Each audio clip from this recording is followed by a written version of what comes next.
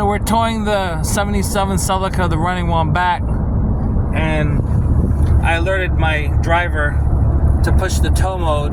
I learned that from my cousin in Alabama. And then my driver pushed this button here to bring it out of overdrive, which is 5th gear, into 4th gear. And what does that do? Gives you more torque so that you have a smoother ride, better gas mileage, less wear and tear on the engine and transmission. These are some mementos from the rolling 76.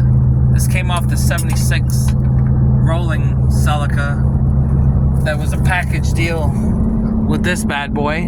Forget about your dual carburetor. It has 45s. Dual. Part of the package deal is these 45 Webers.